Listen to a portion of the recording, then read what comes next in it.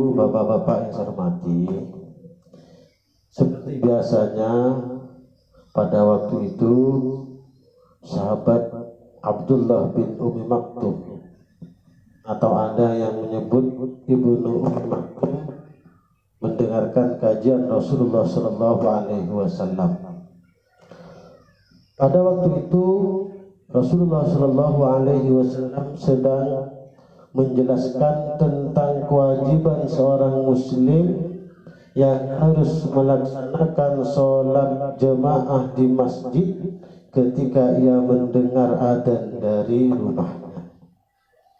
Jadi selama orang mukmin, orang muslim itu masih mendengar suara adzan dari rumahnya, maka kewajiban keharusan baginya untuk melaksanakan sholat di masjid.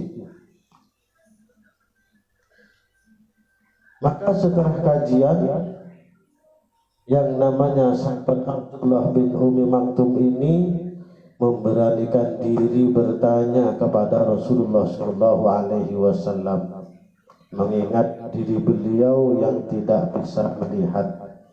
Karena sahabat Abdullah bin Umi Maktum ini adalah sahabat Rasulullah Shallallahu Alaihi Wasallam yang tidak bisa melihat. Maaf, tunanetra. Maka sahabat Abdullah bin Umi Maktum bertanya kepada Rasulullah Shallallahu Alaihi Wasallam, ya Rasulullah, apakah saya juga wajib melaksanakan sholat jemaah di masjid setiap waktu? Maka Rasulullah Shallallahu Alaihi Wasallam balik bertanya, wahai Abdullah bin Umi Maktum, apakah kamu mendengar suara adzan dari rumahmu? Maka sahabat Abdullah bin Umi Maktum menjawab, ya wahai Rasulullah, saya mendengar adzan dari rumah saya. Maka kata Rasulullah Shallallahu Alaihi Wasallam, kalau kamu masih mendengar suara adzan dari rumahmu, wajib bagimu melaksanakan sholat jemaah di masjid. Karena memang iman dari sahabat itu lebih kuat, lebih mendalam, lebih tinggi daripada kita-kita yang hadir di masjid ini. Kalau apa-apa iman kita dibanding sahabat ini, kalau apa-apa. Maka karena keteguhan dari imannya, meskipun beliau sahabat Abdullah bin Umi Maktum tidak bisa melihat, tetap saja beliau melaksanakan sholat jemaah di masjid. Nah, cerita nih ngoten, Bu. Cerita nih ngoten. Ketika sahabat Abdullah bin Umi Maktum berangkat ke masjid di waktu subuh untuk berjemaah bersama Rasulullah Shallallahu Alaihi Wasallam, beliau itu kakinya tersandung, lalu jatuh dan mengeluarkan darah. Tapi karena tekad beliau untuk melaksanakan sholat jemaah di masjid sangat kuat, meskipun terjatuh, meskipun berdarah-darah, beliau lap darahnya, dilap darahnya. Setelah kering, melanjutkan perjalanannya ke masjid. Lah, keesokan harinya, memang dari awal tidak ada orang yang menuntun mengantar sahabat Abdullah bin Umar ke masjid. Setiap waktu pergi ke masjid sendirian beliau. Nah, setelah kejadian terjatuh itu, keesokan harinya ketika beliau berangkat ke masjid, tiba-tiba ada seorang pemuda yang menawarkan jasanya. Wahai Abdullah bin Maktum, bolehkah saya mengantar kamu, menuntun kamu ke masjid? Alhamdulillah, kata sahabat Abdullah bin Maktum, masih ada orang yang mau menuntun saya. Boleh.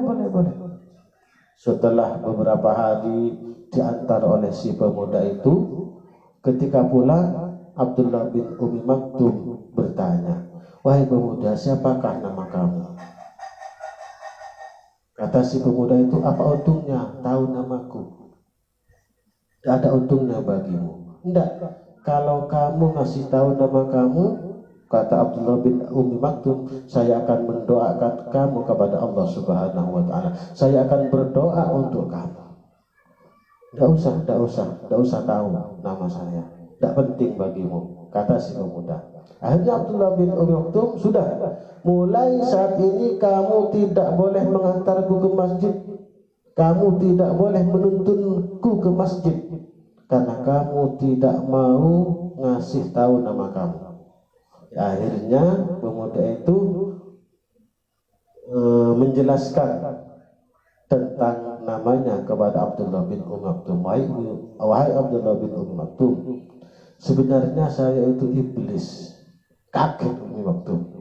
Loh, kenapa iblis kok mengantarkan saya ke masjid? Seharusnya kalau kamu iblis, kamu mencegah saya ke masjid. Loh, ceritanya bukan begitu, kata si iblis. Kemarin ketika kamu terjatuh mau ke masjid dan kamu berdarah-darah kemudian masih melanjutkan untuk pergi ke masjid, separuh dosa kamu diampuni oleh Allah Subhanahu wa Ta'ala.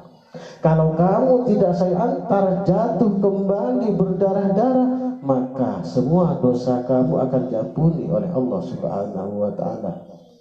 Saya tidak mau itu terjadi, kata iblis. Saya ingin agar dosa kamu yang separuh itu tidak diampuni oleh Allah Subhanahu wa Ta'ala. Maka saya antar kamu ke masjid agar kamu tidak terjatuh. Ya. Ibu-ibu, bapak-bapak saya hormati, itulah ketika musuh terbesar manusia yang namanya setan berbuat baik, maka kebaikannya itu adalah sebagai alat untuk menjerumuskan kita terjebak ke dalam kemaksiatan, kedurhakaan yang abadi kepada Allah Subhanahu wa Ta'ala. Maka jangankan setan itu berbuat jahat, berbuat baik saja tujuannya adalah untuk memperdaya manusia, untuk memperdaya kita. Maka hati-hati dengan tipu daya setan. Hati-hati dengan tipu daya setan. Maka kalau ada manusia berbuat baik, tujuannya adalah untuk menjerumuskan manusia